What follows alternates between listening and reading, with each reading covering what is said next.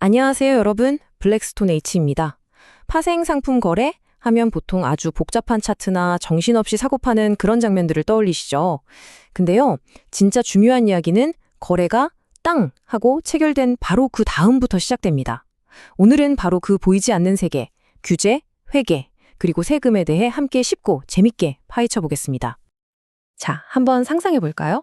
여기 수조 달러짜리 어마어마한 파생 상품 거래가 성사됐습니다. 계약서에 사인도 끝났어요. 하지만 이걸로 끝이 아니죠.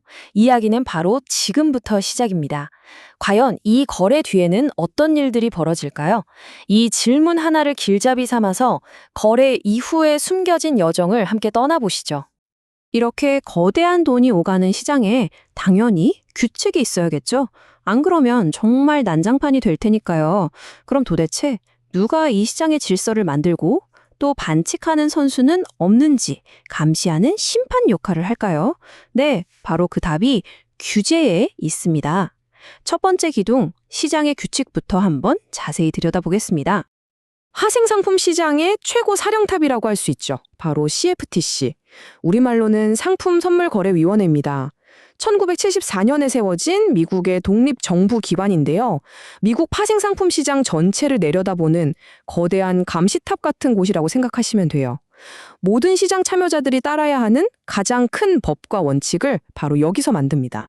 CFTC가 정부 차원에서 큰 그림을 그리는 총감독이라면 실제 현장에서 선수들을 직접 관리하는 코치도 필요하겠죠. 그게 바로 NFA, 전국선물협회입니다. 1982년에 만들어졌는데 이건 정부 기관이 아니라 업계 스스로가 만든 자율규제기구, 일종의 내부감시팀이에요. 아주 중요한 특징은 이 시장에서 사업을 하려면 예외 없이 무조건 이 NFA 회원이 되어야 한다는 겁니다. 그럼 이 기관들 도대체 뭘 하는 걸까요? 가장 중요한 임무는 역시 우리 같은 투자자들을 보호하는 거고요. 시장이 사기나 조작 없이 깨끗하고 공정하게 돌아가도록 만드는 겁니다. 또 시장에 들어오는 선수들이 자격이 있는지 꼼꼼히 심사하고 비윤리적인 행동을 하지 못하도록 규칙을 강제하기도 하죠. 한마디로 이 시장의 신뢰를 지키는 아주 든든한 파수꾼들이라고 할 수 있겠습니다. 자, 시장 전체를 지키는 규칙을 살펴봤으니까 이제 시선을 좁혀서 개별 회사 안으로 들어가 보죠. 회사들은 이런 파생 상품 거래를 자기들 장부에 어떻게 기록하고 정리할까요? 네, 드디어 두 번째 기둥, 바로 회계의 영역으로 넘어왔습니다. 파생 상품 회계에서 가장 중요한 개념을 딱 하나만 꼽으라면 바로 이 해치 회계입니다. 이게 뭐냐면요, 아주 쉽게 말해서 손익의 짝을 맞춰주는 특별한 회계 방식이요. 예를 들어 위험을 막으려고 사는 파생 상품에서 이익이 났어요. 그럼 그 이익 덕분에 막을 수 있었던 원래 자산의 손실도 같은 시점에 같은 장부에 기록하는 거죠. 마치 저울의 양쪽에 똑같은 무게를 올려서 수평을 맞추는 것처럼요. 이렇게 해야 회사의 진짜 재무 상태를 왜곡 없이 정확하게 보여줄 수 있거든요.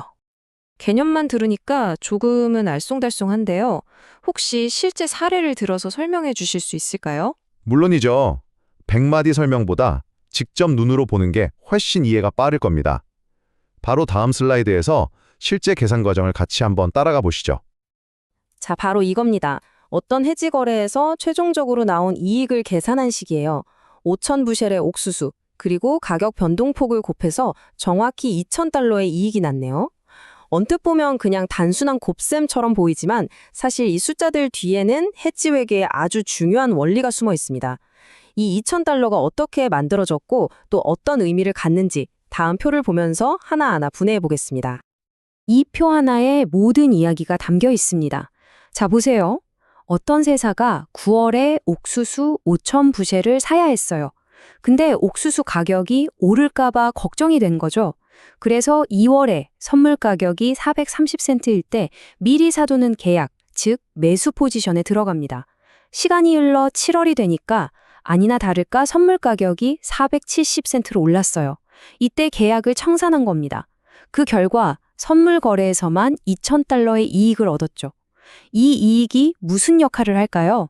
바로 9월에 실제로 비싸진 옥수수를 사면서 발생한 손실을 정확하게 메꿔주는 역할을 하는 겁니다. 이게 바로 해지 회계의 힘이죠. 규제의 문을 열고 회계의 방을 지나 이제 드디어 마지막 단계에 도착했습니다.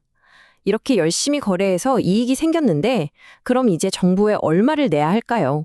그렇죠. 마지막 기둥, 바로 세금 문제입니다.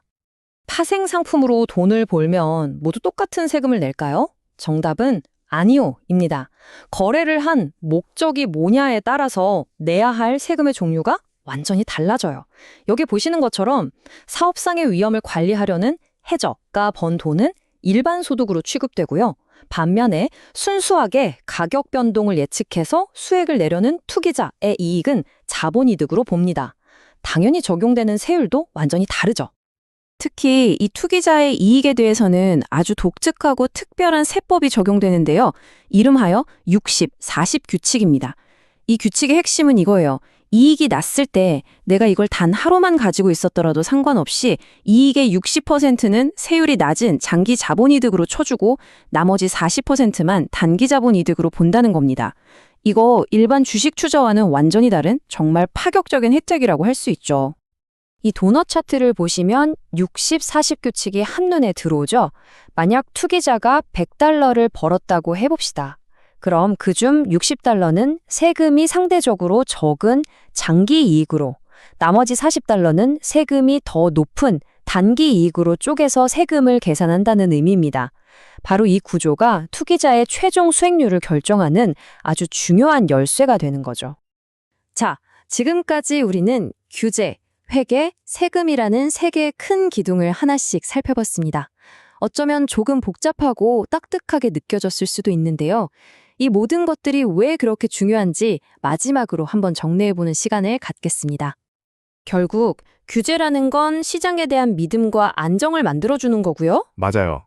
그리고 회계는 회사가 얼마나 건강한지 투명하게 보여주는 성적표 같은 거군요. 그쵸.